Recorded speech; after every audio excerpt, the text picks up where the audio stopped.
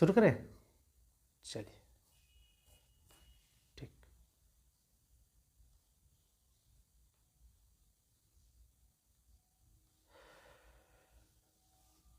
नमस्कार साथियों, Praveen study classes के यूट्यूब चैनल में आप सभी का स्वागत है। मेरे प्यारे दोस्तों, मैं हूं प्रवीण कुमार और आप सभी को प्यार भरा नमस्कार। मेरे प्यारे दोस्तों, आज हम लोग एक बहुत ही इंपॉर्टेंट टॉपिक लेकर आए हैं, स्थूल पदार्थों के गुण। यहां पर बोर्ड पर लिखा हुआ आपको दिख भी रहा होगा, स्थूल पदार्थों के गुणों के बारे में। क्या है स्थूल पदार्थ के गुण, कैसे काम करते हैं, किन कारणों से इनके अवस्था में परिवर्तन होता है, इन सारी बातों को हम लोग आज जानेंगे एक एक करके। और हर एक प्रश्न में आपको कुछ ना कुछ एक्स्ट्रा बातें सीखने को मिलेगी। तो मेरे प्यारे साथियों, यदि आप चैनल पर नए हैं तो चैनल को सब्सक्राइब कर दीजिए, साथ ही साथ बेल आइकन को भी प्रेस कर दीजिए और दोस्तों को शेयर करना न भूलिए। चलिए मेरे प्यारे साथियों, शुरू करते हैं पहले प्रश्न से। और पहला प्रश्न देखते हैं। यहां पर पहला प्रश्न आपके लिए लेकर आए हैं, देख सकते हैं। पहले प्रश्न का नाम है क्या कि मिट्टी का तेल पानी के ऊपर इसलिए तैरता है क्योंकि। क्या कारण है कि मिट्टी का तेल पानी के ऊपर तैरता है, किस कारण से? पहला ऑप्शन दिया है कि उसका घनत्व पानी के घनत्व से अधिक होता है, इस कारण से तैरता है। उसका घनत्व पानी के घनत्व से कम होता है, इसलिए तैरता है। उसका घनत्व पानी के घनत्व के बराबर होता है, इसलिए तैरता है, या इनमें से कोई नहीं। तो आपको बताना है मेरे प्यारे साथियों, इसका सही जवाब क्या होगा। तो मिट्टी का तेल, सोचिए, मान लेते हैं कि हम मिट्टी का तेल पानी बना लेते हैं बड़ा बड़ा से, और मिट्टी का तेल हम बनाते हैं छोटे छोटे बूंदों से, है ना। यहां पर गौर करिए, यहां पर ये मिट्टी का तेल पानी के सतह पर तैर रहा है, इसका क्या कारण है? आपको यही कारण बताना है। पानी है नीचे वाला बड़ा बड़ा जो आकार का बनाए हैं, और तेल जो है ऊपर तैर रहा है, इसका क्या कारण है कि पानी के सतह पर मिट्टी का तेल तैरता है। तो इसका सही जवाब होगा कि उसका घनत्व जो है, किसका, मिट्टी के तेल का घनत्व पानी के घनत्व से कम होता है, इसीलिए जो है, इसीलिए मिट्टी का तेल पानी के सतह पर तैरता है। आप देखिए, अब हम लोग कारण जानेंगे कि जिन पदार्थों का घनत्व कम होगा, जिन पदार्थों का घनत्व कम होगा, यदि उससे अधिक घनत्व वाले पदार्थ पर उसको हम लोग मतलब डालेंगे या छोड़ेंगे तो वो तैरने लगेगा। क्यों? क्योंकि जिस पदार्थ का घनत्व अधिक होगा वो उसको तैराएगा, और जिस पदार्थ का घनत्व कम होगा वो उस पर तैरेगा, है ना। तो याद रखिए, जैसे आप देखते होंगे कि पानी से ही बर्फ बनता है, और पानी पर ही बर्फ की टुकड़ा तैरने लगती है। इसका क्या कारण है? तो इसका कारण है कि बर्फ का घनत्व पानी के घनत्व से कम होता है, इसीलिए जो है बर्फ के टुकड़ा पानी के सतह पर तैरता है। तो जिस पदार्थ का घनत्व कम होगा वो तैरेगा उस पदार्थ पर जिसका घनत्व अधिक होगा उसकी अपेक्षा, है ना। चलिए अगला देखते हैं, अगला प्रश्न। आदम हर एक प्रश्न आज आपके लिए लॉलीपॉप प्रश्न लेकर आए हैं, एग्जाम पॉइंट ऑफ व्यू से बहुत ही इंपॉर्टेंट और खास है, तो आप चैनल पर बने रहिए। चलिए, यहां पर है साबुन के बुलबुले के अंदर का दाब। आपको बताना है कि साबुन के बुलबुले के अंदर का दाब क्या होता है। वायुमंडलीय दाब से अधिक होता है, वायुमंडलीय दाब से कम होता है, वायुमंडलीय दाब के बराबर होता है, या वायुमंडलीय दाब का आधा होता है। तो साबुन के बुलबुले के अंदर का दाब क्या होगा? वायुमंडलीय दाब से। और हम लोग जानते हैं कि एक वायुमंडलीय दाब बराबर 10⁵ न्यूटन प्रति मीटर स्क्वायर होता है ना, न्यूटन प्रति मीटर स्क्वायर। तो आप बताइए कि साबुन के बुलबुले के अंदर का दाब क्या होगा? बाहर के दाब से, बाहर का दाब मतलब वायुमंडलीय दाब, और एक वायुमंडलीय दाब बराबर 10⁵ न्यूटन मीटर प्रति मीटर स्क्वायर होता है। तो बताइए, बुलबुले के अंदर का दाब वायुमंडलीय दाब से कम होगा या ज्यादा? तो मेरे प्यारे साथियों, पहले ये जानिए कि बुलबुला बनता क्यों है, पानी का बुलबुला क्यों बनता है। तो आप जानते हैं कि सपोज दैट कि किसी पानी में जब हम डिटर्जेंट पाउडर मतलब सर्फ को घोलते हैं, कपड़ा धोने वाले जो पाउडर होते हैं उसको घोलते हैं, तो पानी का पृष्ठ तनाव घट जाएगा या बढ़ जाएगा? तो पानी का पृष्ठ तनाव क्या होता है? घट जाता है। इसीलिए पानी में बुलबुला बनता है। और पानी में बुलबुला बनने का कारण है क्या कारण है? पृष्ठ तनाव, पहली बात। दूसरी बात हम लोग जानेंगे कि इसके अंदर का जो दाब होता है बाहर के वायुमंडलीय दाब से अधिक होता है, इसीलिए वो क्या हो जाता है? फूट जाता है। क्या हो जाता है? फूट जाता है। कब? जब उसकी झिल्ली पतली होने लगती है, कमजोर होने लगती है, तो वो स्वतः फूट जाता है, टिकता नहीं है। तो अंदर का वायुमंडलीय दाब बाहर के वायुमंडलीय दाब से ज्यादा होता है, इसीलिए साबुन के बुलबुले के अंदर का दाब अधिक होता है। तो वायुमंडलीय दाब से अधिक होगा, हम लोग ये जान गए। चलिए आगे देखते हैं अगला प्रश्न। अब यहां पर देखिए, इसके लिए हमने आपको प्रयास किया है कि बहुत अच्छे से समझ में आए, इसके लिए प्रत्येक प्रश्न के नीचे कुछ ना कुछ खास लेकर आए हैं, तो ये भी समझेंगे हम लोग और एक एक लाइन को देखेंगे। कहता है कि साबुन के घोल के बुलबुले बड़े इसलिए होते हैं क्योंकि जल में साबुन घुलने पर उसका पृष्ठ तनाव कम हो जाता है। अभी हमने चर्चा किया भी था कि जब किसी पानी में डिटर्जेंट पाउडर को या साबुन को या सर्फ को घोलेंगे तो जल का पृष्ठ तनाव घट जाएगा। बुलबुले के अंदर का दाब सदैव बाहर के वायुमंडलीय दाब से अधिक होता है, और एक वायुमंडलीय दाब बराबर हम लोग चर्चा किए कि 10 के पावर 5 न्यूटन होता है। चलिए ये प्रश्न हम लोग जान गए। अब हम लोग देखेंगे अगला प्रश्न। अगला प्रश्न भी बहुत ही इंपॉर्टेंट है। चलिए देखते जाइए, हर एक प्रश्न जो है मेरे प्यारे साथियों आपके लिए बहुत ही इंपॉर्टेंट और खास होने वाला है आज। यहां पर दिया हुआ है कि यदि साबुन के दो भिन्न भिन्न व्यास के बुलबुले, साबुन के दो भिन्न भिन्न व्यास के बुलबुले को एक नली द्वारा एक दूसरे के संपर्क में लाया जाए तो क्या घटित होगा? साबुन के दो भिन्न भिन्न व्यास के बुलबुले को, जैसे मान लेते कि एक बुलबुले का व्यास, इसका व्यास छोटा है और यहां से यहां तक व्यास होता है ना, और एक और बड़ा बुलबुला ले लेते हैं तो इसका व्यास है ना, इसका जाहिर सा व्यास है, जाहिर सी बात है कि इसका डायमीटर जो है बहुत ज्यादा है इसके अपेक्षा। तो कहता है यदि साबुन के दो भिन्न भिन्न के व्यास के बुलबुले, दो भिन्न भिन्न व्यास के बुलबुले हम लोग ले लिए, को एक नली द्वारा आप इसको प्रवेश करवाइए, एक नली द्वारा आप प्रवेश करें, एक दूसरे के संपर्क में लाए तो क्या घटित होगा? तो यहां पर दिया हुआ है दोनों बुलबुले का आकार वही रहेगा, मतलब पहला बुलबुला, छोटा बुलबुला और बड़ा बुलबुला दोनों सेम आकार का रह जाएगा। दूसरी बात लिखा हुआ है यहां पर, एक छोटा बुलबुला बना लीजिए और एक बड़ा, और यहां पर एक नली, इन दोनों को इसमें प्रवेश कराइए। छोटा बुलबुला और छोटा, वह बड़ा बुलबुला और बड़ा हो जाएगा। समान आकार प्राप्त करने के लिए छोटा बुलबुला बड़ा, वह बड़ा बुलबुला छोटा हो जाएगा। दोनों बुलबुले संपर्क में आते ही फट जाएंगे। क्या सही जवाब होगा? इसका सही जवाब आपको बताना है। तो इसका सही जवाब होगा मेरे प्यारे साथियों कि छोटा बुलबुला और छोटा, वह बड़ा बुलबुला और बड़ा हो जाएगा। क्या हो जाएगा? छोटा बुलबुला और छोटा हो जाएगा, है ना। इस नली से जब गुजारेंगे तो छोटा बुलबुला और छोटा हो जाएगा, बड़ा बुलबुला और बड़ा हो जाएगा, है ना। यही इसका सही जवाब होगा, यही घटना घटेगी। तो आप याद रखिए। देखिए पूछा हुआ क्वेश्चन है, कब पूछा हुआ है? तो आरएएस या आरटीएस पूछा हुआ है, आरएएस और आरटीएस प्री 2007 का प्रश्न है। कब कोई प्रश्न पूछ देंगे, एक एक प्रश्न कर करके 100 प्रश्न हम लोग एग्जामिनेशन हॉल में बनाते हैं, तब जाकर के सफलता मिलती है। तो कोई भी प्रश्न को आप मत छोड़िए, हर एक प्रश्न इंपॉर्टेंट होता है, चाहे वो प्रश्न छोटा हो या प्रश्न बड़ा हो। ये बूंद बूंद कर करके सागर भरता है, इसलिए ऐसा नहीं आपको समझना है कि ये प्रश्न इजी है, ये प्रश्न वास्ट है। चलिए मेरे प्यारे साथियों, इसके लिए भी हम लाए हैं, प्रत्येक प्रश्न के लिए आपको एक व्याख्या भी लेकर आए हैं। आज कुछ अलग करने का प्रयास है। कहता है कि किसी बुलबुले का आकार उसमें भरी गैस के दबाव तथा, मतलब कहता है कि किसी बुलबुले का आकार उसमें भरी गैस के दबाव तथा पानी की फिल्म की त्रिज्या तथा मोटाई पर निर्भर करता है। छोटे बुलबुले में गैस का दबाव बड़े बुलबुले की अपेक्षा अधिक होती है। मतलब हम दो बुलबुला बना ले, एक छोटा बुलबुला और एक बड़ा बुलबुला, तो इसके अंदर का जो दाब होगा इसके अंदर के दाब से कम होगा।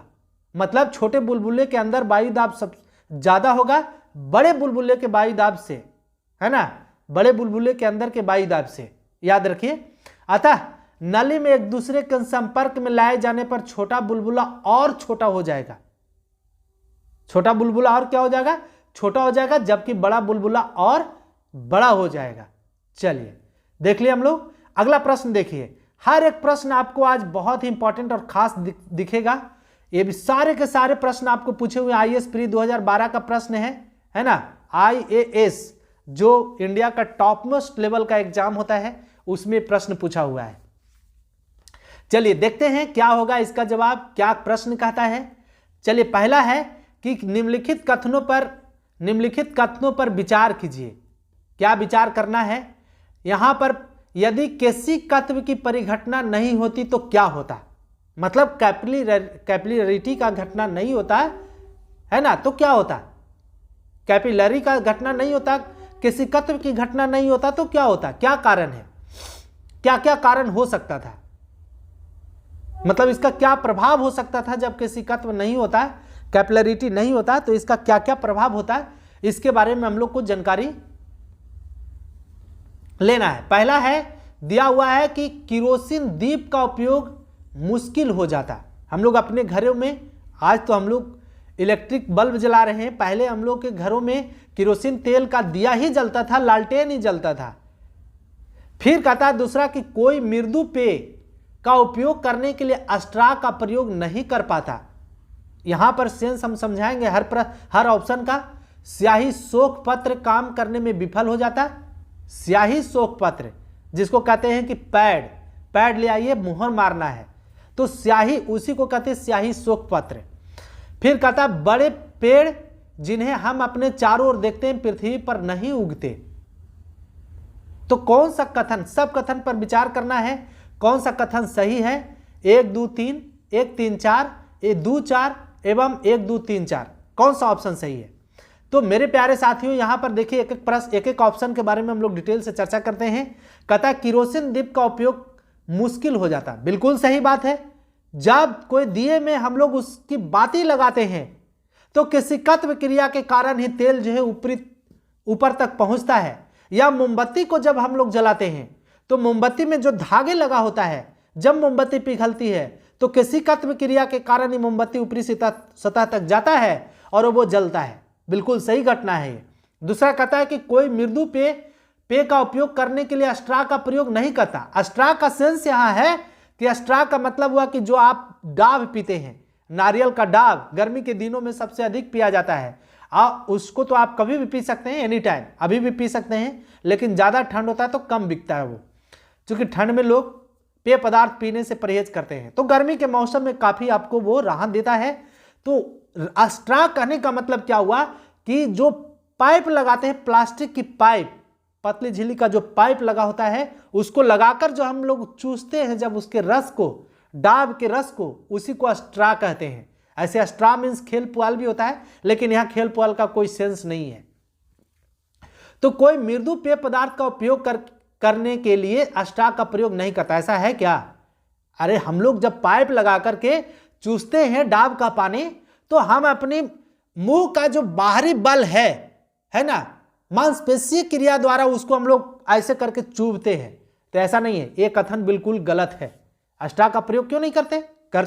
किसी तत्व के कारण ही करते हैं क्या? नहीं, ऐसा नहीं है। फिर देखिए, हम लोग जोर लगाते हैं, बल लगाते हैं, तब जाकर के रस पाइप के माध्यम से अंदर जाता है। तो ये गलत ऑप्शन है। स्याही शोक पत्र काम करने में विफल हो जाता है। बिल्कुल ये सही बात है। जब किसी सूती के कपड़े पर देखिएगा, जो स्याही शोक पत्र बनाया जाता है, जो पैड बनाया जाता है, उसके अंदर जो कपड़े लगाए जाते हैं, मोटे मोटे खादी के लगाए जाते हैं, ताकि वो ज्यादा पानी को ऑब्जर्व करे, स्याही को ज्यादा ऑब्जर्व करे और काफी दिनों तक उसको संचित करके रखे। तो विफल हो जाता है, ये भी बात सही है। एक जगह गिराए, सारी जगह वो फैल जाता है। बड़े पेड़ जिन्हें हम अपने चारों ओर देखते हैं पृथ्वी पर नहीं उगते। कैसे उगते? क्योंकि वो पृथ्वी से जल ही नहीं सोख पाता। पेड़ पौधे का जड़ किसी तत्व क्रिया के कारण ही मिट्टी से लवण तथा जल को अवशोषित कर करके पत्तियां तक पहुंचाती है और तब जाकर के पत्ती भोजन का निर्माण करता है। तो किसी तत्व क्रिया के कारण ही जल से, जमीन से, मतलब मिट्टी से जो है पानी और लवण लेता है। तो ये भी बात सही है। इसका मतलब एक सही हुआ, 3 सही हुआ, 4 सही हुआ, 2 गलत है। तो 1, 3, 4 कौन सा ऑप्शन में है? ऑप्शन नंबर 20 सही होगा इसका। चलिए मेरे प्यारे साथियों, मुझे पूर्ण उम्मीद है कि आपको समझ में आ रहा होगा। चलिए आगे इसी प्रकार का प्रश्न देखते हैं। आप लगातार देखिए इसके लिए भी हमने लेकर आया है, मुझे उम्मीद ऐसा याद नहीं था कि लेकर आए। देखिए यहां समझाते हैं, दिया हुआ है मेरे प्यारे साथियों, सेम उसी बात को लिखकर यहां दर्शाया गया है कि बहुत कम भीतरी व्यास वाली कांच की नली की कोशिका नली कहते हैं। क्या कहता है? बहुत कम भीतरी व्यास वाली कांच की नली को कोशिका नली कहते हैं। जब हम कोशिका नली को किसी द्रव में इस प्रकार सीधा खड़ा रखते हैं कि इसका एक सिरा द्रव की सतह के नीचे रहे और दूसरा ऊपर, तो प्रायः द्रव इस नली में कुछ ऊंचाई तक चढ़ जाता है। बिल्कुल सही बात है। यदि नली कम लंबाई की होगी तो द्रव अधिक से अधिक इसके ऊपरी सिरे तक चढ़ता है, किंतु बाहर निकलकर गिरता नहीं है। द्रवों का कोशिका नली इस प्रकार चढ़ना या नीचे गिरना केशिकत्व कहलाता है।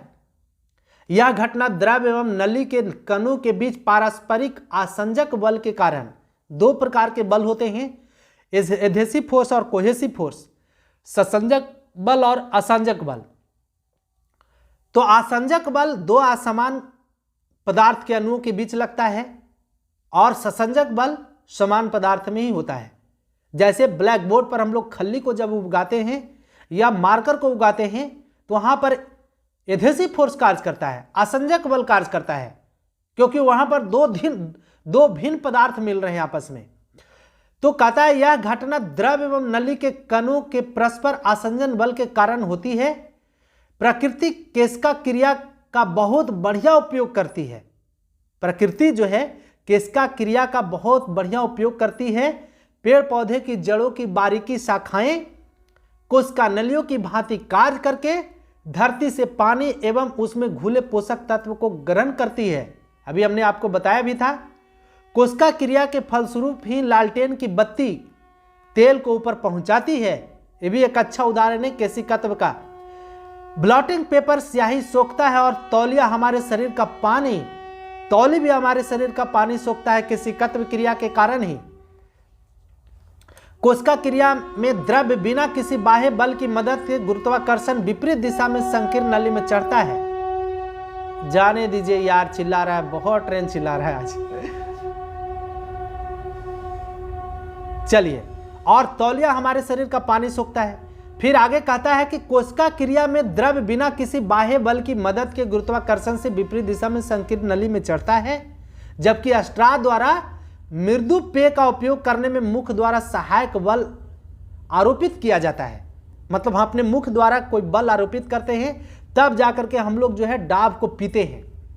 अतः प्रश्नगत कथन 2 सही नहीं है, जबकि अन्यथा कथन सही है। तो 1, 3, 4 सही हो जाएगा।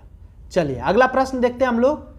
कहता है कि एक केश नली में जल की अपेक्षा एक तरल अधिक ऊंचाई तक चढ़ता है, इसका क्या कारण है? एक केश नली में जल की अपेक्षा एक तरल अधिक ऊंचाई तक चढ़ता है, इसका क्या कारण है बताना है आपको। तो यहां पर मेरे प्यारे साथियों, यहां पर देखिए इसका ऑप्शन दिया हुआ है कि तरल जल की अपेक्षा अधिक श्यान है। तरल का ताप जल की अपेक्षा अधिक है, कहीं ताप की कोई चर्चा नहीं। तरल का पृष्ठ तनाव जल की अपेक्षा कम है। तरल का पृष्ठ तनाव जल की अपेक्षा ज्यादा है। कौन सा ऑप्शन सही होगा? आपको सही इसका जवाब देना है। तो तरल का पृष्ठ तनाव जल की अपेक्षा ज्यादा है। यही कारण है कि केश नली में जल की अपेक्षा कोई दूसरा द्रव जो है अधिक ऊंचाई तक चढ़ता है। जैसे मान लेते हैं कि 2 केश नली हम ले लेते हैं। यहां पर 2 केश नली ले लिए और इन दोनों में एक में जल डालते हैं और एक में मीठी तेल, एक में जल डालते हैं। यहां पर जल डाला और एक में मीठी तेल डाला। दोनों सबसे अधिक, या मान लेते हैं कि कोई टाव रखते हैं, 2 टाव, एक में मीठी तेल रखते हैं, एक में जल रखते हैं और दोनों में बारी बारी से, मतलब इसमें इस इस नली को डालते हैं पानी वाले में पानी वाले को, और इसको जो है मिट्टी तेल वाले में मिट्टी तेल वाले को डालते हैं, तो क्या देखेंगे कि यहां तक मिट्टी तेल चढ़ गया जबकि जल यहीं तक चढ़ा। इसका क्या कारण है? इसका कारण है कि मिट्टी तेल का पृष्ठ तनाव जल के पृष्ठ तनाव से ज्यादा है। इसीलिए जब हम लोग हाथ में भी मिट्टी तेल को लगाते हैं तो देखिएगा थोड़ा सा लगाएंगे लेकिन दूर तक वो फैल जाता है।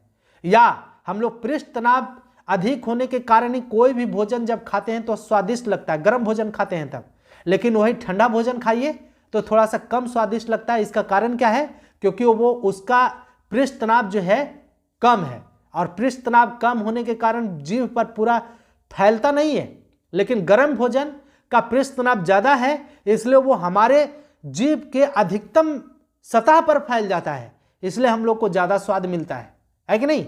चलिए, तो हम लोग जान गए कि यहां पर जल का पृष्ठ तनाव जल की अपेक्षा ज्यादा है, इसीलिए जो है पानी की अपेक्षा कोई अन्य द्रव पदार्थ केस नली में अधिक ऊंचाई तक चढ़ता है। चलिए देखिए, हर एक प्रश्न आपको नए नए देखने को मिल रहे हैं, और यदि आप लगातार मेरे साथ बने रहें तो कहीं कोई परेशानी नहीं होने वाली है। कहता है कि जब किसी झील की तल्ली से ऊपर उठकर बुलबुला ऊपरी सतह तक आएगा तो उसका आकार क्या हो जाएगा?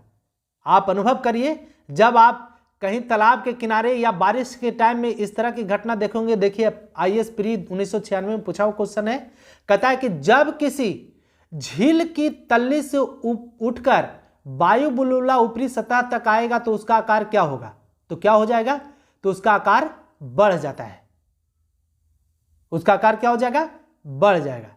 चलिए अगला कहता है ताप बढ़ने के साथ द्रव की श्यानता क्या होती है?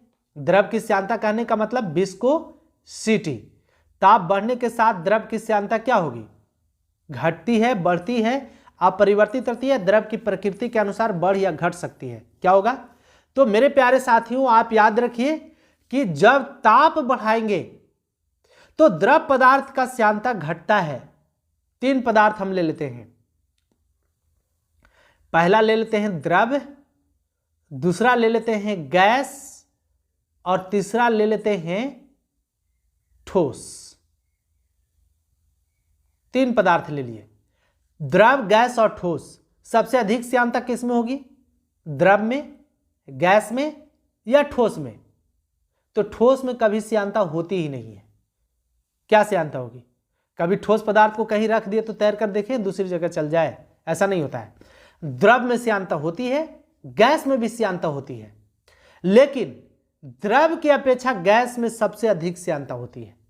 जब आप, कैसे हम इसका उदाहरण भी आपको बताते हैं, तो जब आप अपने रूम में किसी मोमबत्ती को अगरबत्ती को जलाइए तो देखिएगा कुछ ही देर में वो पूरे रूम में फैल जाता है। तो कारण इसका विसरण है, लेकिन श्यानता भी है। ठीक है, तो ताप बढ़ाने के साथ द्रव की श्यानता क्या होगी?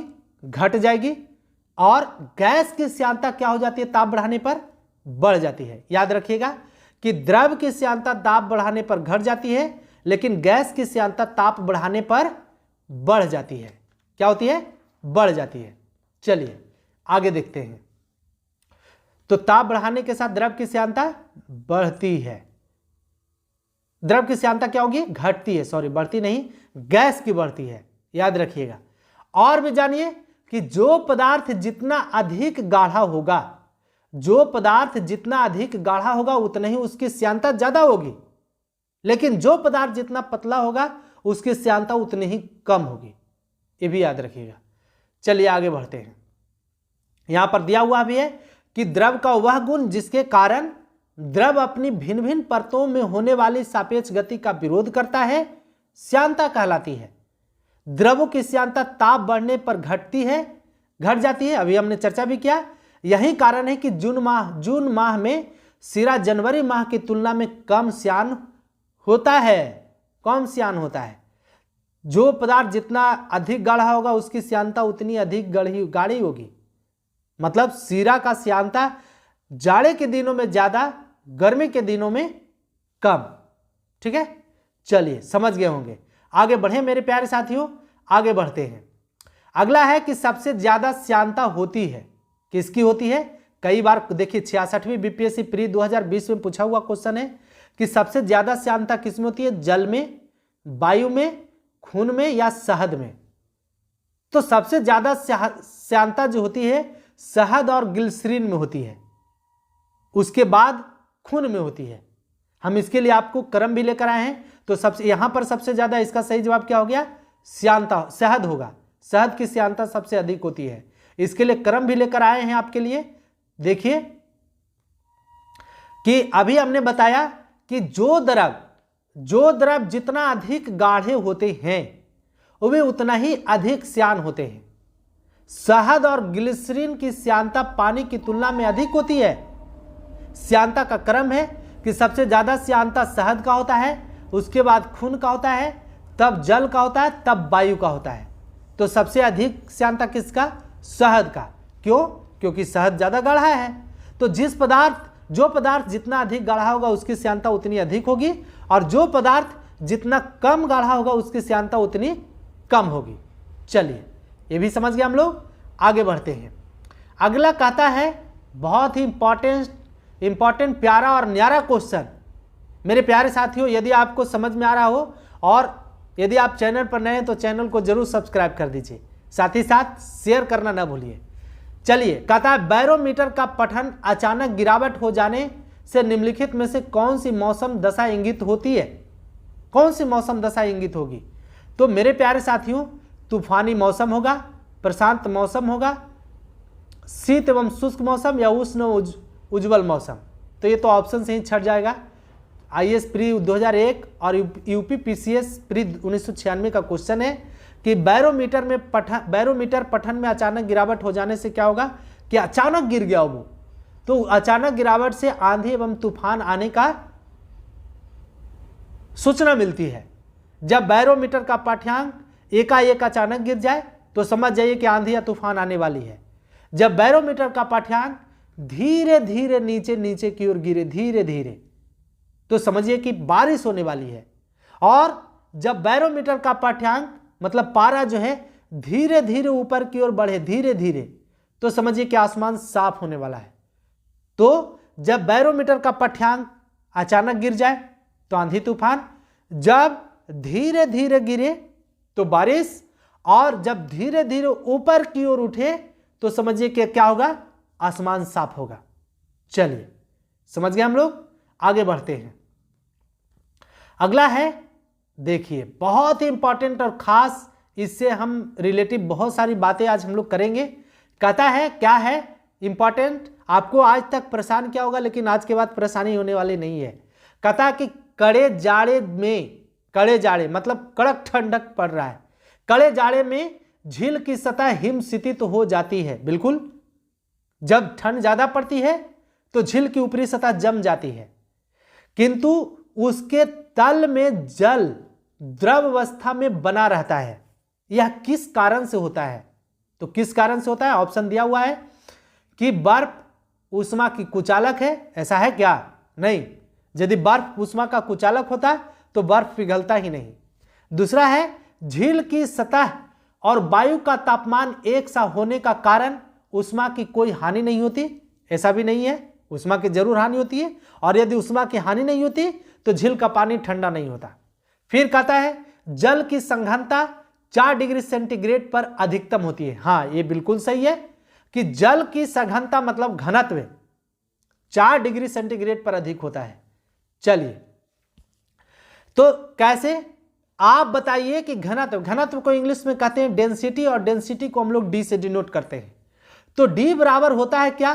द्रव्यमान बटे आयतन, और द्रव्यमान को हम लोग एम से डिनोट करते हैं और आयतन को भी से डिनोट करते हैं। ठीक है, द्रव्यमान को एम से और आयतन को भी से।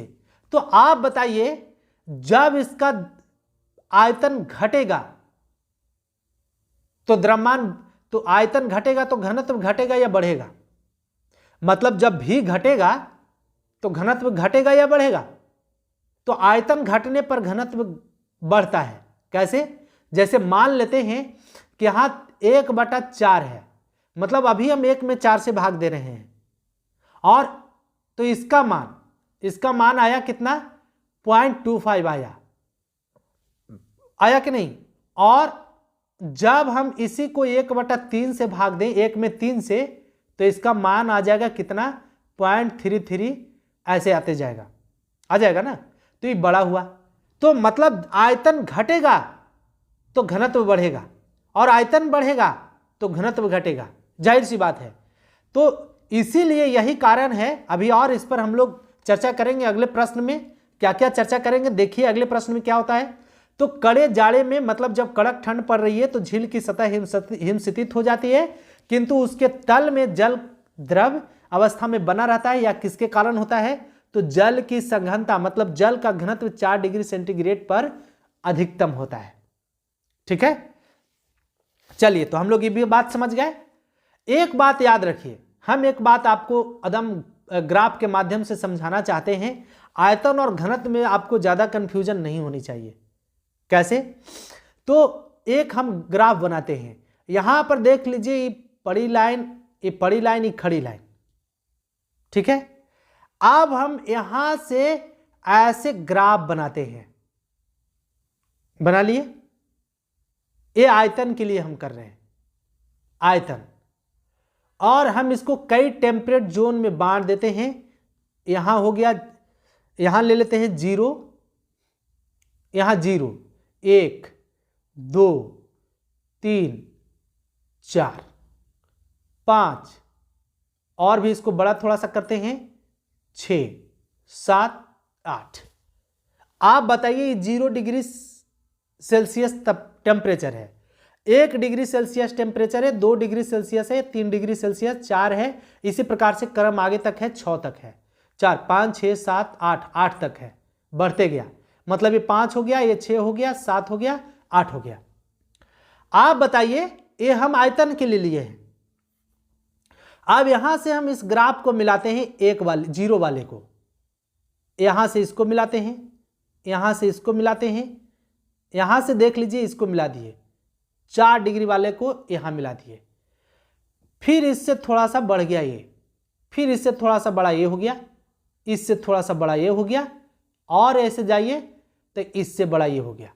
अब बताइए कि सबसे छोटी लाइन इसमें आपको कौन दिख रही है, सबसे छोटी लाइन। तो देखिएगा, ये हो गया 0, 1, 2, 3, ये 3 वाला है, 2 यहां, ये 3 हो गया, और ये हो गया 4, 1, 2, 3, ये हो गया 4, ये 4 हो गया। तो बताइए सबसे छोटी लाइन किसकी है, 4 की है कि नहीं, 4 डिग्री टेम्परेचर की। तो 4 डिग्री टेम्परेचर पर आयतन कम, घनत्व ज्यादा।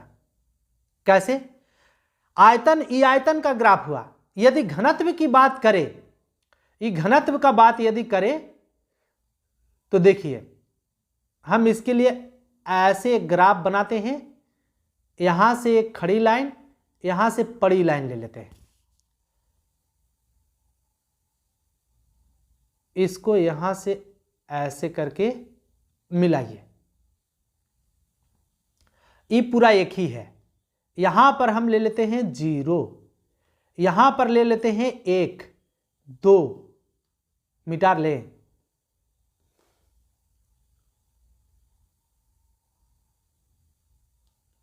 थोड़ा सा आप वेट करिए, आपको निश्चित तौर पर समझ में आएगा। आज के बाद इस तरह के प्रश्न आपको कंफ्यूजन में नहीं होगा मेरे प्यारे साथियों। थोड़ा सा ग्राफ हमको बना लेने दीजिए, उसके बाद हम आपसे चर्चा करते हैं। ग्राफ स्पष्ट नहीं रहने से आपको समझ में भी नहीं आएगी बात।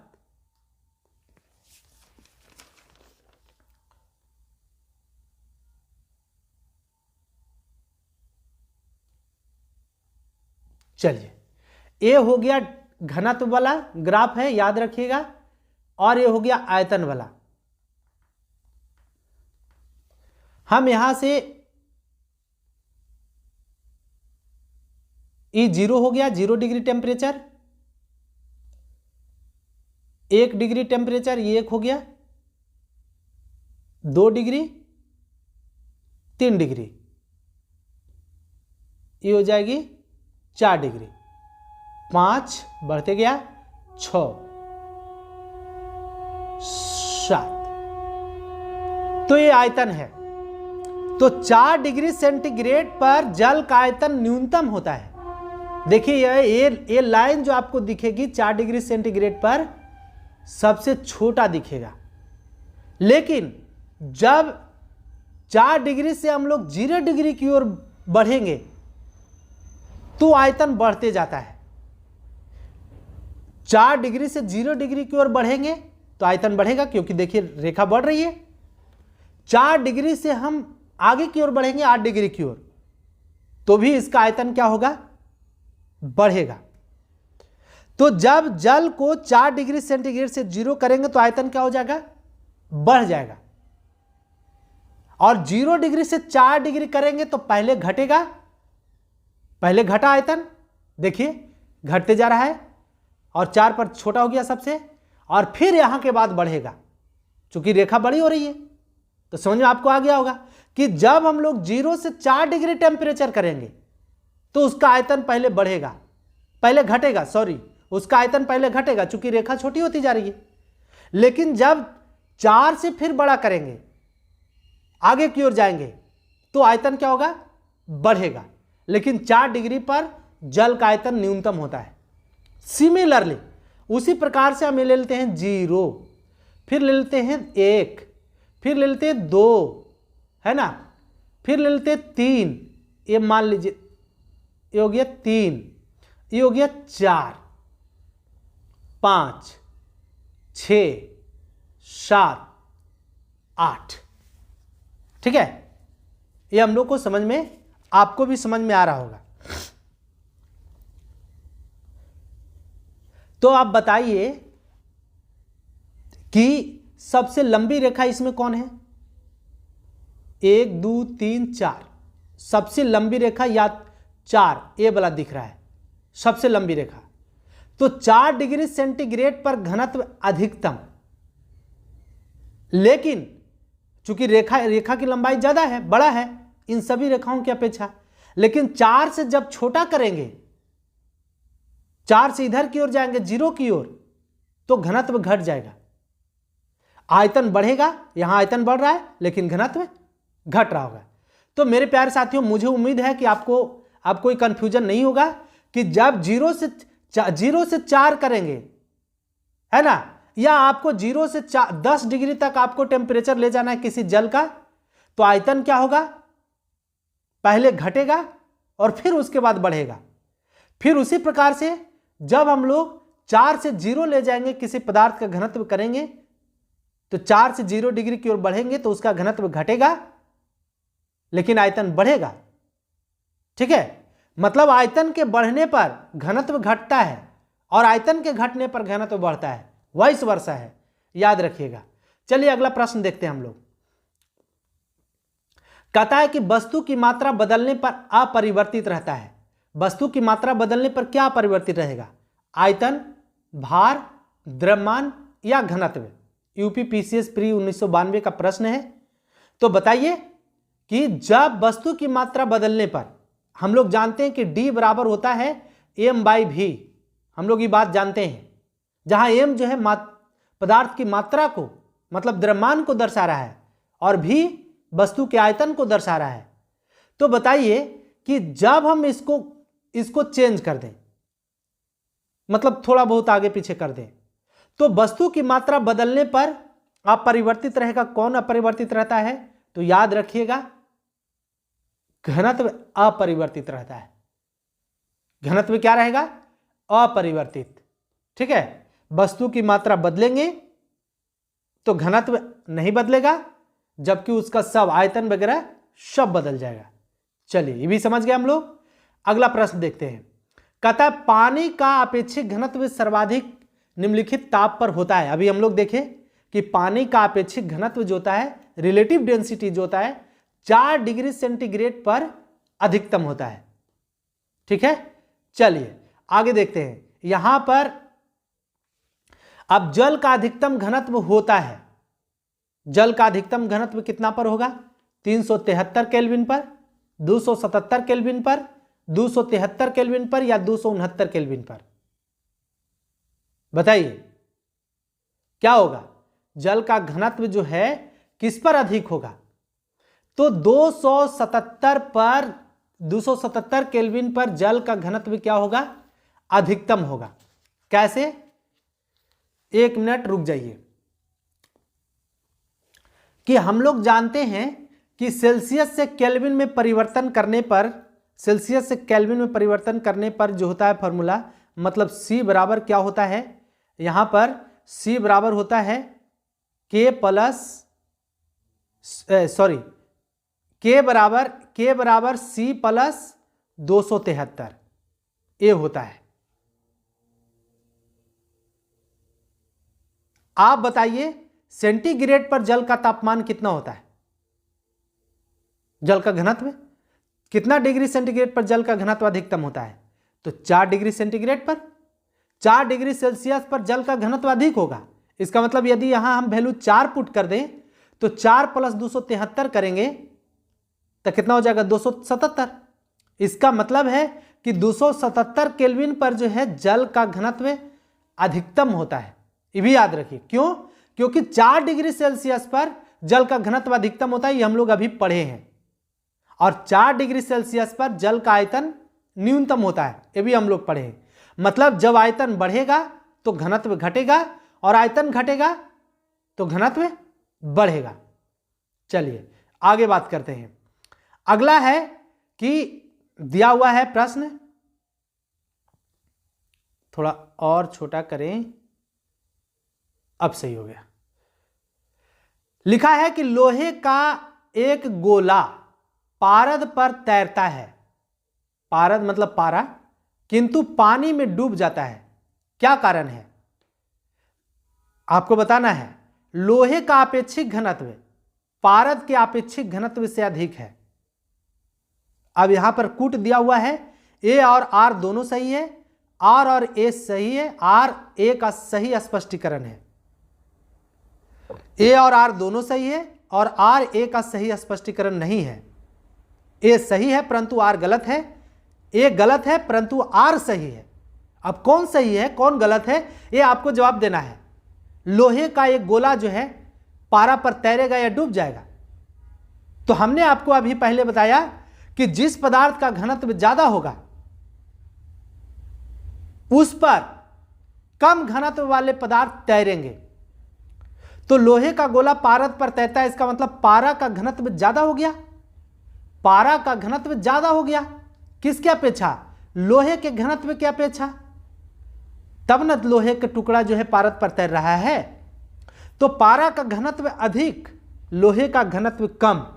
तो जिस पदार्थ का घनत्व ज्यादा होगा कम घनत्व वाले पदार्थ उस पर तैरेंगे, लेकिन जिस पदार्थ का घनत्व ज्यादा होगा तो वो कम घनत्व वाले पदार्थ में वो डूब जाएंगे। यहां पर लोहे का गोला पारद पर तैर रहा है, मतलब पारा पर तैर रहा है, इसका मतलब पारा का घनत्व अधिक है लोहे की अपेक्षा। याद रखिएगा।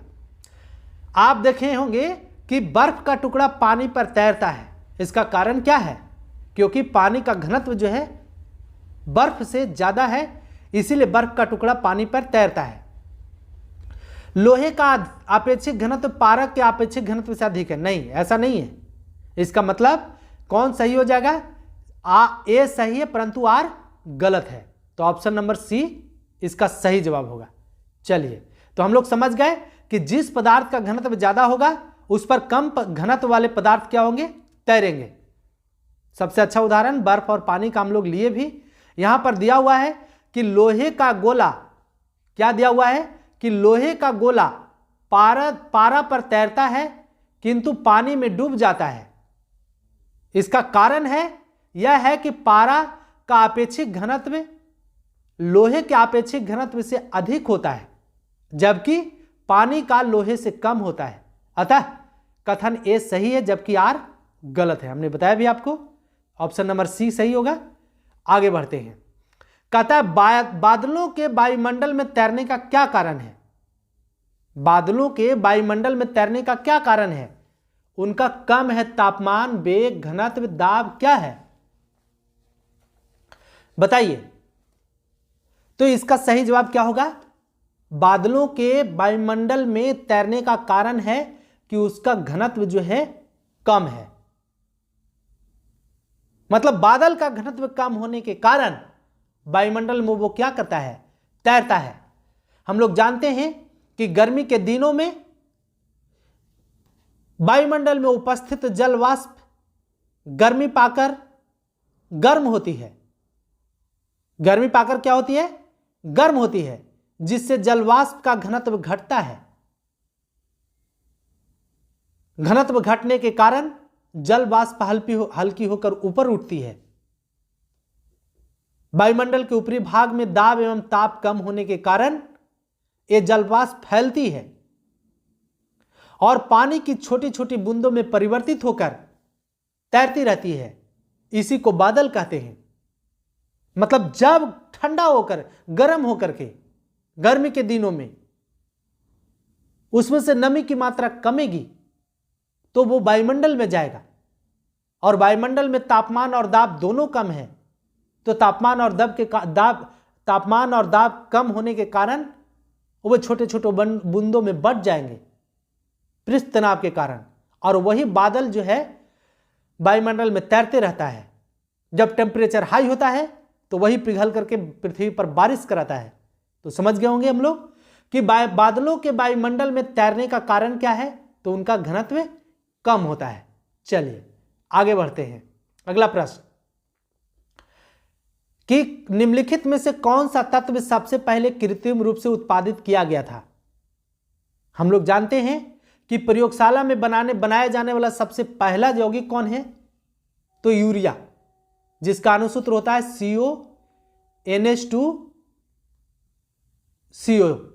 CONH2CO है ना, ये होता है। तो यूरिया को सबसे पहले बनाया कौन था, तो बर्जिलियस के शिष्य होलर ने यूरिया का निर्माण किए थे। यहां पर दिया हुआ है, ये तो यूरिया का हो गया कि प्रयोगशाला में सबसे पहले किसको बनाया गया, तो यूरिया को।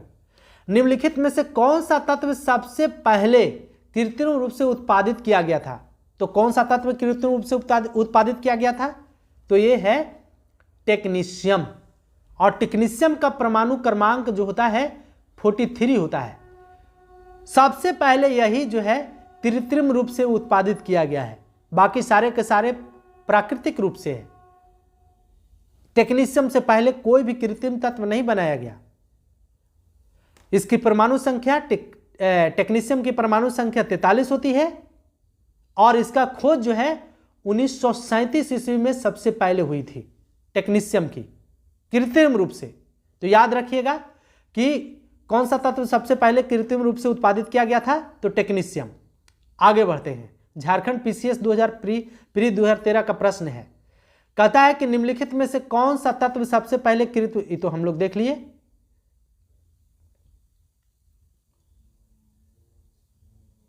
चलिए अब आते हैं हम लोग, ये सबसे इंपॉर्टेंट और बेहतर प्रश्न है जीवन का। कहता है समुद्र में पलवन करते हुए आइस वर्ग का कितना भाग समुद्र की सतह से ऊपर होता है। कितना भाग होता है, 1/10 भाग, 1/9 भाग, 1/6 भाग या 1/4 भाग। तो इसका सही जवाब होगा 1/9 भाग। समुद्र में पलवन करते हुए आइस वर्ग का कितना भाग समुद्र की सतह के ऊपर होता है, तो याद रखना है आपको कितना होता है, 1/9 भाग। क्या कारण है कि 1/9 भाग होता है, कारण बताइए। तो इसका सही जवाब होगा, कारण आपको कमेंट बॉक्स में लिखना है कि इसका क्या कारण है कि समुद्र के सतह पर, हालांकि होना चाहिए था 1/10 भाग, लेकिन है 1/9 भाग। क्या कारण है कमेंट बॉक्स में आप छापिएगा। चलिए अगला देखते हैं। अगला कहता है कि पानी के 4 डिग्री सेल्सियस, पानी के 4 डिग्री सेल्सियस पर शरीर तैरता है। यदि तापमान 100 डिग्री सेल्सियस हो जाए तो क्या हो जाएगा, शरीर डूब जाएगा या शरीर तैरता रहेगा। कहता है यहां पर प्रश्न है, अरे क्या क्या हो जा रहे हैं आज यार। चलिए कि जब हम लोग पानी के तापमान 4 डिग्री सेंटीग्रेड रखते हैं और उस पर तैरते हैं तो शरीर हमारा उस पर तैरने लगता है, लेकिन जैसे ही उसका टेम्परेचर बढ़ा करके हम लोग 100 डिग्री करते हैं तो वो क्या हो जाता है, उसमें शरीर डूब जाता है। क्या कारण है, बताइए कारण क्या है?